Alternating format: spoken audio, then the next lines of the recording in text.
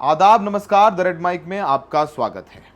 अब पाकिस्तान से cease fire हो गया है तो तमाम लोग और ख़ासकर हिंदूवादी संगठन के लोग जो सोशल मीडिया पर अंट शंट लिख रहे थे और जो देख करके जी न्यूज़ की इस्लामाबाद कब्ज़ा, कराची कब्ज़ा, इन सब झूठी खबरों को व्हाट्सएप पर फॉरवर्ड कर रहे थे, हमारी सेना के बयानों को नज़रअंदाज कर रहे थे, फेक न्यूज़ फैला रहे थे। अब चूंकि अब युद्ध विराम हो गया है, देश की सेनाओं ने तगड़ा करारा जवाब पाकिस्तान को दे दिया है, तो अब उनके पास काम बचा नहीं। तो जैसे वो पहले जो घटिया हरकतें करते थे, वो घटिया हरकतें उनकी शुरू हो गई। आपको बताएं कि हैदराबाद जो हमारे देश का आजकल आईटी कैपिटल है, कॉस्मोपॉलिटन सिटी है, देश विदेश से लोग वहाँ पर आते हैं। वहाँ पर एक बहुत मशहूर बेकरी है जिसका नाम है कराची बेकरी। आप जानते होंगे हैदराबाद में जब लोग जाते हैं तो आप कहते हैं भाई वो कराची बेकरी से हमारे लिए केक ले आना या बिस्किट ले आना, बहुत मशहूर है। अब भाई लोगों को पता नहीं, कुछ इतिहास का ना पता, ना वर्तमान का पता, ना भविष्य का पता। अब भाई लोग जो है पहुंच गए कराची बेकरी, हाथों में झंडे और डंडे लेकर के कराची बेकरी पहुंच गए और उन्होंने वहां पर तोड़फोड़ की। पुलिस मौजूद रही, पुलिस की मौजूदगी में उन्होंने कराची बेकरी का जो बाहर बोर्ड होता है, होर्डिंग्स होती हैं, उन सब में डंडे मारे, नारे लगाए और वहाँ पर जो कर्मचारी थे उनके साथ बदसलूकी की। अब ये जो हिंदूवादी संगठन के लोग हैं, जो पहले आपने देखा कि जब पहलगाम हुआ तो कश्मीरियों को टारगेट किया, मुसलमानों को टारगेट किया, कैंपेन चलाया मुसलमानों के खिलाफ। फिर हिमांशी नरवाल ने बोला, शहीद विनय नरवाल की पत्नी ने, कि कश्मीरी और मुसलमानों के पीछे ना जाएं, तो उनको ट्रोल किया, उनका चरित्र हनन किया। फिर हमारे फॉरेन सेक्रेटरी मिस्री साहब ने युद्ध विराम की घोषणा की तो उनको ट्रोल किया, उनके बारे में भद्दी गंदी बातें लिखी, उनकी बेटी का नंबर सर्कुलेट किया गया, उनकी बेटी की तस्वीरें सर्कुलेट की गईं। ये सारे घटिया काम होते हैं और कराची बेकरी में जाकर के भी तोड़फोड़ की। अब इनको नहीं पता है कि जो कराची बेकरी हैदराबाद में है, इनको लगा भाई लोगों को ये मुसलमान चलाता है, और मुसलमान चलाता भी है तो क्या प्रॉब्लम है। पर हकीकत की बात है कि जो कराची बेकरी हैदराबाद में, उसे 1953 में खानचंद रमानी ने की थी और ये एक सिंधी हिंदू थे जो कराची से आए थे। कराची उनकी मातृभूमि है और वो कराची से आए थे।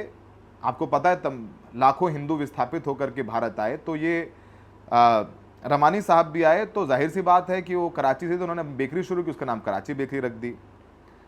अब यहाँ पर भारत माता की जय बोल करके इन्होंने बोर्ड तोड़ दिया और सिंधी हिंदू फैमिली चलाती है, इसमें तमाम लोग आते हैं और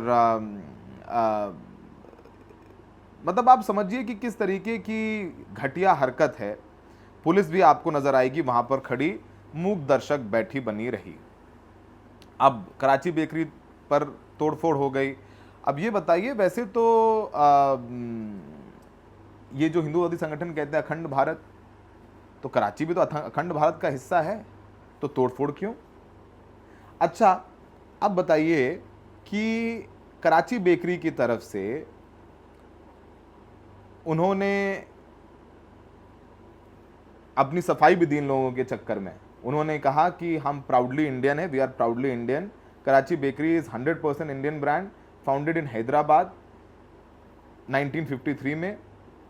our name is part of our history, not our nationality. हमारा जो नाम है वो हमारे इतिहास से जुड़ा हुआ है, इसका हमारे नेशनैलिटी से कुछ लेना देना नहीं है। Please support for us who we are. हमें समर्थन दें उस चीज़ के लिए जो हम हैं। An Indian brand serving India with love. हम एक इंडियन ब्रांड है जो मोहब्बत के साथ लोगों को खिला रहे हैं।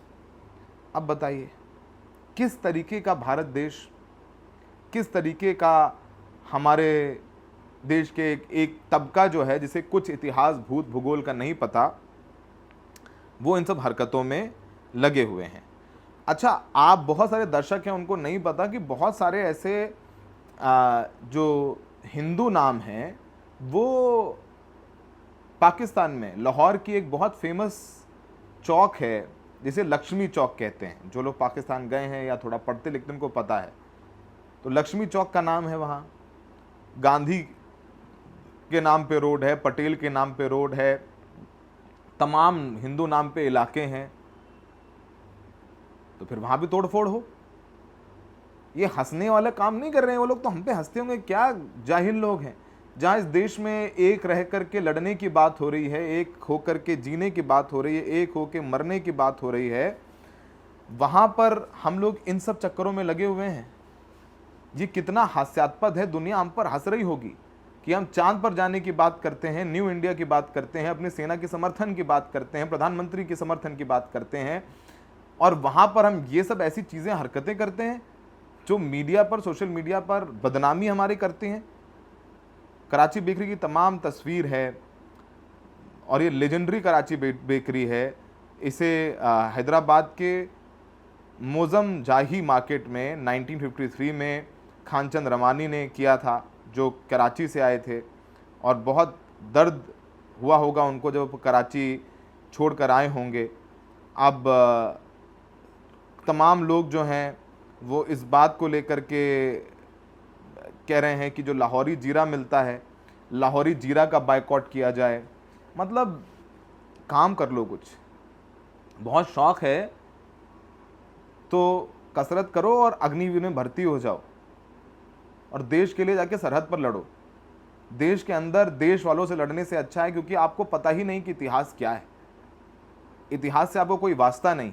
सिर्फ पब्लिसिटी पाने के लिए, सस्ती लोकप्रियता पाने के लिए, माहौल ख़राब करने के लिए, बताने के लिए कि हम कितने अनपढ़, कितने जाहिल हैं, ये सब सारे काम किए जाते हैं। मैं अपने शब्दों के लिए माफ़ी बिल्कुल नहीं चाह रहा हूँ, क्योंकि ऐसे समय पर जब देश को एक रहना है, वहाँ पर ये सब सारी बातें की जा रही हैं। अब इस पूरे मामले पर इतिहासकार इरफान हबीब ने ट्वीट किया है। उन्होंने लिखा है कि the iconic Karachi bakery is Hyderabad is having tough time to prove that its founder is an Indian. Karachi bakery को बहुत मुश्किल हो रही है ये बताने के लिए कि उनके जो संस्थापक हैं वो भारतीय हैं। एक माइग्रेंट, एक व्यक्ति जो कराची से आए 1950 में और उन्होंने यहाँ पर बेकरी बनाई। There are many others who do this to keep their emotional bonds.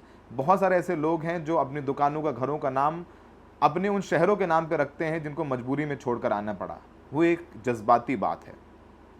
ये उन्होंने लिखा है, दिस मैडनेस शुड स्टॉप। ये पागलपन रुकना चाहिए, ख़त्म होना चाहिए। और दुख और तकलीफ़ इस बात का है कि वहाँ पर पुलिस वाले खड़े हैं। पुलिस वालों ने खड़े होकर के हाथ से हटा रहे हैं, पर वो तमाशा ही देखना है। वो लोग वहाँ आते रहे, करते रहे बदतमीज़ी, पुलिस वहाँ खड़ी रही और किसी भी तरीके का कोई एक्शन पुलिस की तरफ से नहीं लिया गया है। अब जहाँ एक तरफ हैदराबाद के सांसद असदुद्दीन ओवैसी पाकिस्तान पर इस तरह हमला कर रहे हैं अपने बयानों से कि पाकिस्तान को जवाब नहीं मिल रहा है। वो बताते हैं कि जितने मुसलमान पाकिस्तान में, उससे ज़्यादा मुसलमान हिंदुस्तान में हैं। उन्होंने उनके ऑपरेशन के बारे में भी जो हमसे बातचीत में बताया कि उनके ऑपरेशन का नाम पाकिस्तान ने भारत के खिलाफ रखा, बुनियान अल मरसूस कुरान की एक आयत है। उन्होंने बताया कैसे पाकिस्तान ने कुरान की आयत का गलत इस्तेमाल किया है। ये तमाम लोग जो कर रहे हैं उनका जवाब ओवैसी साहब दे रहे हैं। ज़रा सुन लीजिए कि वो क्या कह रहे हैं। तो यानी वो जो स्टेटस आज भारत ने उर्दू ज़बान को, उन 22 लैंग्वेजेस को रिकग्नाइज किया जिसमें उर्दू भी शामिल है, वो पड़ोसी मुल्क के उसमें नेटिव लैंग्वेज का उनको स्टेटस नहीं दिया गया है। मैं जब यहाँ पर आ रहा था, जो बात आपसे अर्ज कर रहा था, तो पाकिस्तान ने अब जो नया हमला किया उसका नाम उन्होंने रखा है कि बुनियानन मरसूसन, माने ये कुरान शरीफ की असफ सूरत की आयत नंबर 4 है। जिसमें अल्लाह ये कह रहा है कि तुम अल्लाह से मोहब्बत करते तो एक सीसा पिलाही दीवार की तरह खड़े हो जाओ। मगर इतने झूठे हैं ये पाकिस्तान की आर्मी, उनका एस्टेब्लिशमेंट। अगर आप उसी सूरे में देखेंगे तो उस सूरे की आयत नंबर 2 में अल्लाह फरमा रहा है कि तुम क्यों ऐसी बात कहते हो जो करते नहीं हो। इसके बाद ये आयत आ रही है। तो इतने झूठे हैं कि कुरान को भी, आयत को भी उसका पूरा मकसद हासिल नहीं करना चाहते। और ये नहीं बोल रहे कि कुरान में अल्लाह फरमाया कि या अय्युहल्लज़ीना आमनू लिमा तक़ूलूना मा ला तफ़अलून, कि तुम क्यों ऐसी बात कहते हो जो करते नहीं हो। और फिर आप चले गए सीसा पिलाई हुई दीवार, क्या बुनियानन मरसूसन। तो क्या हमारे पड़ोसी मुल्क जब ईस्ट पाकिस्तान में बांग्लादेशियों, बंगाली मुसलमानों पर आप गोलियां चला रहे थे तो क्या आप सीसा पिलाई हुई दीवार भूल गए थे? उस जमाने में उनके जो बहुत बड़े लीडर थे, भुट्टो ने बंगाली मुसलमानों को सुअर कहा था।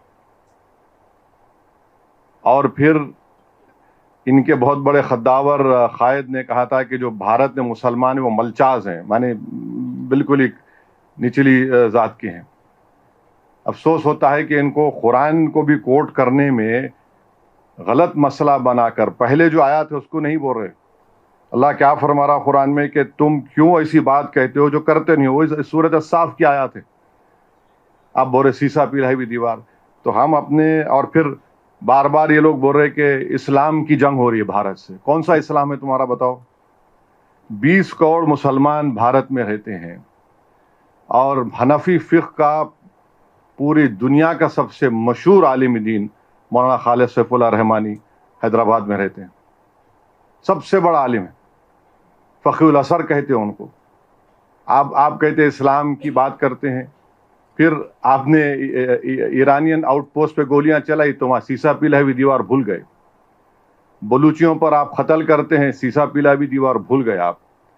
अफगानिस्तान में आप यकीन नहीं करेंगे, जब 9/11 के बाद यही हुकूमत थी, यही इस्टेब्लिशमेंट था जो मासूम लोगों को, जो डॉक्टर्स थे, इंजीनियर्स थे, सर्जन्स थे, सिर्फ $15,000 के एवज में उनको अमेरिकनों को बेच दिया।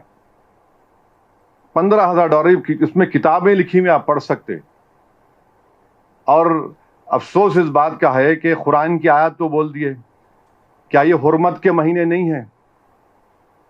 इस हुर्मत के महीने में तो हमला हो ही नहीं सकता ना। चलिए आप बोलते आप इस्लाम पे है, ज़िक़ात का महीना, ज़ुल्हिज्जा का महीना, मुहर्रम का महीना, तो ये तो हुर्मत के महीने, आप हमला कर ही नहीं सकते। आप तो इस्लाम का परचम लेकर जो झूठे दावे करते। तो आपने हमला किया और आपने पूंछ में 14 लोगों की जो मौत हुई उसमें 4 मासूम 10 साल की उम्र के मुस्लिम बच्चे थे। हुर्मत के महीने में आप हमला कर रहे हैं। अब मेरे बोलने के बाद बोलेंगे नहीं नहीं हम दिफा में कर रहे हैं। अरे 75 साल से तुम दिफा कर रहे हो यहाँ पर।